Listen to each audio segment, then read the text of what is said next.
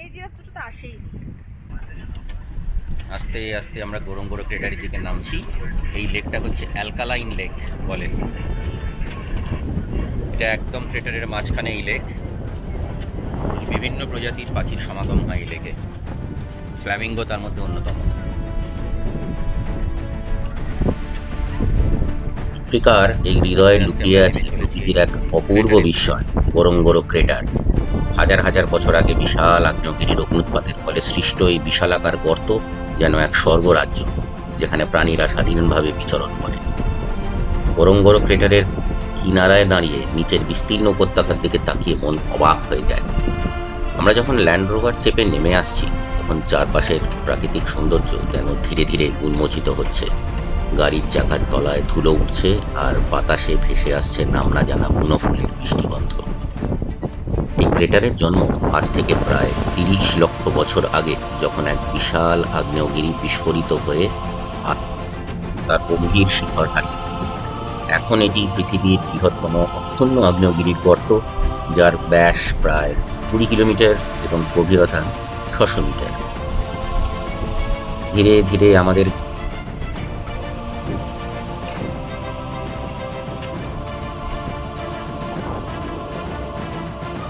গোরঙ্গোরো ক্রেটারের এই বিস্তীর্ণ তৃণভূমি এখানকার বন্যপ্রাণীদের জন্য এক আদর্শ আশ্রয়স্থল। প্রতি বছর বর্ষার পর এই ভূমি আরো উর্বর হয়ে ওঠে, ঘাসের উচ্চতা বেড়ে যায়, আর তখন এখানে দেখা মেলে হাজার হাজার তৃণভোজী প্রাণীর, যেমন জেব্রা, ওয়াইল্ড বিস্ট, গ্যাজেল, মোষ মানে ওয়াইল্ড বাফেলো, এসব ছোট বড় নানান স্তন্যপায়ী প্রাণী। এই তৃণভূমির বেশিরভাগ জায়গাতেই জন্মেছে আফ্রিকান রেড ওট গ্রাস, যা এখানকার প্রাণীদের প্রধান খাদ্য। এর পাশাপাশি কিছু কিছু জায়গায় দেখা যায় থিমিডা ট্রাইডেন্টা ও প্যানিকাম জাতীয় ঘাস, যা হাতি আর ওয়াইল্ড বাফেলোদের অত্যন্ত প্রিয়। বিশেষ করে শুকনো মৌসুমেও এই ঘাসের নিচে আর্দ্রতা টিকে থাকে, যা প্রাণীদের জন্য জলের বিকল্প হিসেবে কাজ করে। তবে এটা উল্লেখযোগ্য যে এই তৃণভূমি শুধু হার্বিভোরদেরই স্বর্গরাজ্য নয়, এখানে লুকিয়ে আছে বিপদ। এই ঘাসের জমির আড়ালেই অনেক সময় দেখা যায় সিংহের দল, প্রাইড অফ লায়ন, লুকিয়ে থাকে, অলসভাবে শুয়েও থাকে।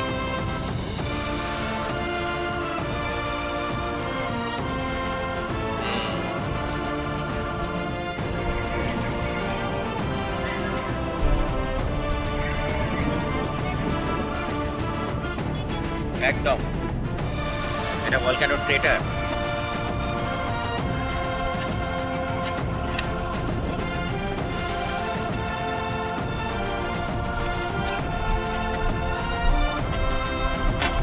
এটা এমনি পিকনিক স্পট।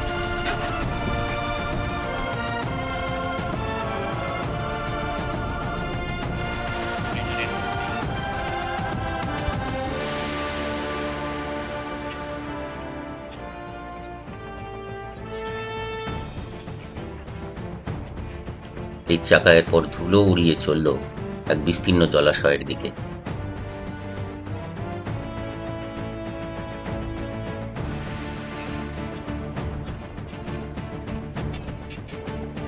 মাঝে মাঝেই দূর থেকে দেখা যায় জলের উপর যেন একটা গোলাপি পর্দা বিছিয়ে রাখা হয়েছে।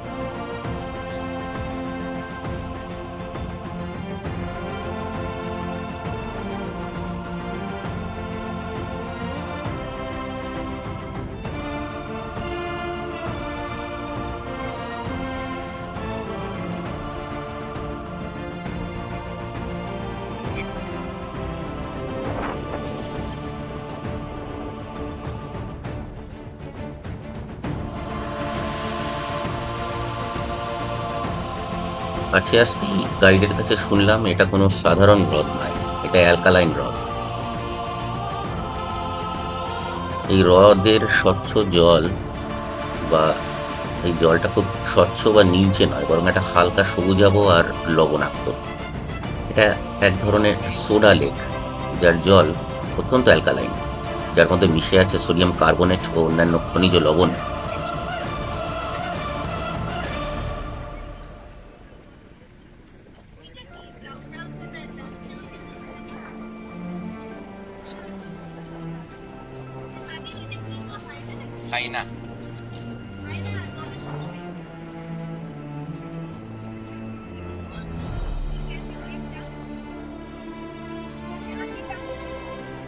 খনিজ লবণ কি করেছে, এখানে জলের যে রাসায়নিক বৈশিষ্ট্যটাকে পাল্টে দিয়েছে। ফলে এখানে সাধারণ মাছ যেমন টিকতে পারে না, কিন্তু জন্মায় বিশেষ এক ধরনের নীল সবুজ শৈবাল, সায়ানোব্যাকটেরিয়া, যেটা ফ্ল্যামিঙ্গোদের প্রধান খাদ্য। এক পাল জেব্রা জলের পাশে ঘুরে বেড়াচ্ছে।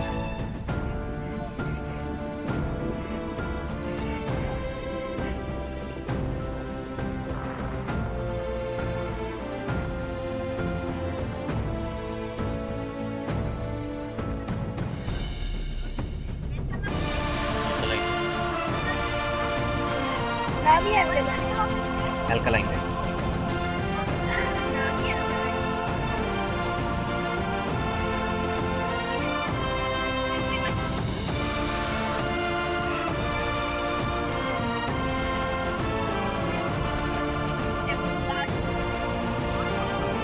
জেব্রাদের এই ডোরাকাটা ডাক ভেরি ইন্টারেস্টিং। এই দুটো জেব্রার ডোরাকাটা দাগ একই রকম হয় না। No two stripes can be identical. ঠিক যেমন মানুষের ফিঙ্গারপ্রিন্ট ইউনিক হয়, এক একটি জেব্রার গায়ের এই দাগগুলিও, সাদা কালো ডোরাকাটা দাগও আলাদা আলাদা রকমের হয়, প্যাটার্নটা আলাদা রকম হয়।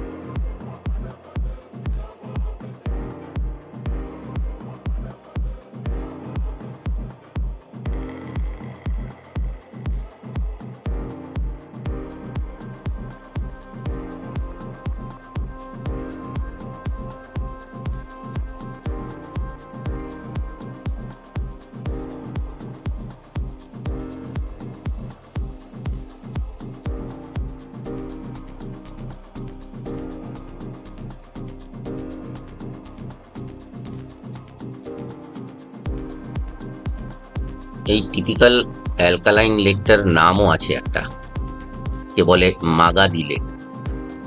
এটাই গোরঙ্গোরো কনজারভেশন এরিয়ার বিখ্যাত অ্যালকালাইন লেক।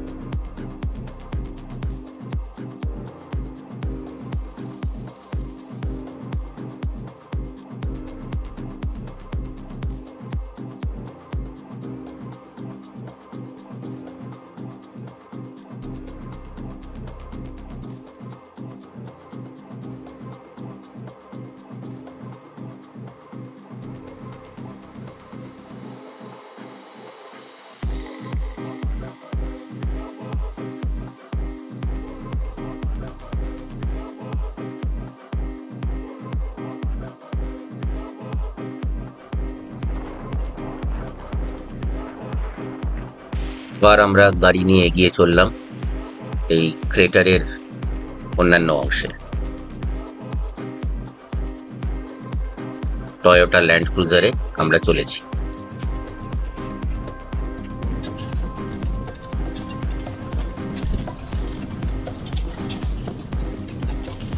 বেশ কিছু তৃণভোজীদের ভিড়। একদম তাই, মাটির বালি পড়ে আছে, শুকিয়ে গেছে।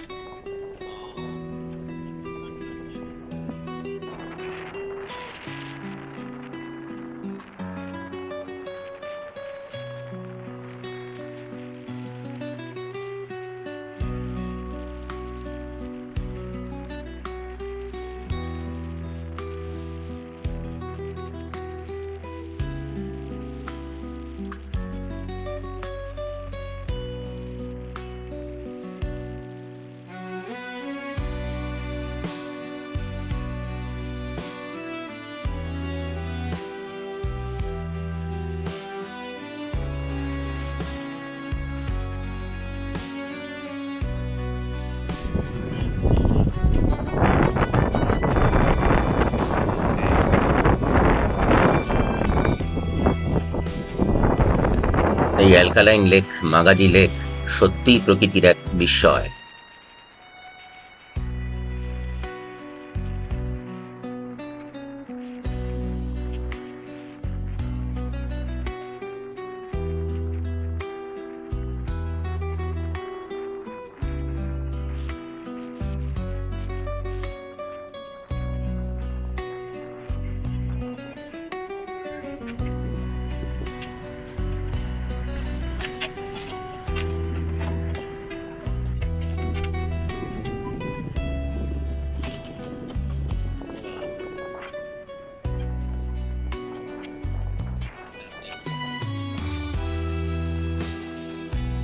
জায়গায় এসে আবার প্রকৃতির বৈচিত্র্য পাল্টে গেল।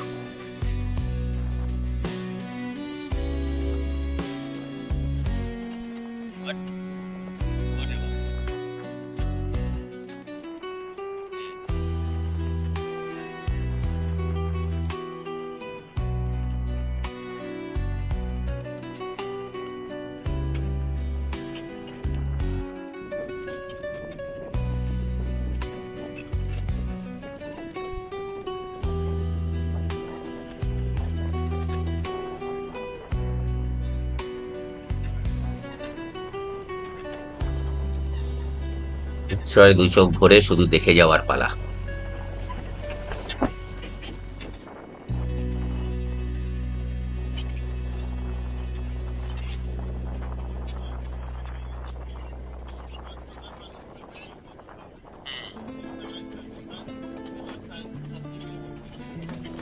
ওকে,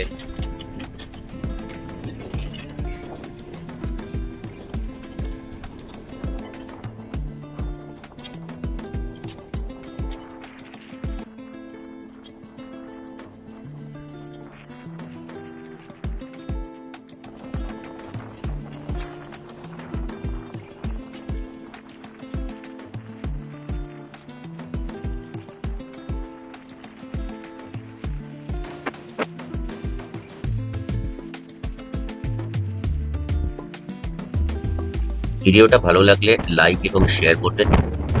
এতক্ষণ যদি সাবস্ক্রাইব না করে থাকেন তাহলে চ্যানেলটি সাবস্ক্রাইব করবেন।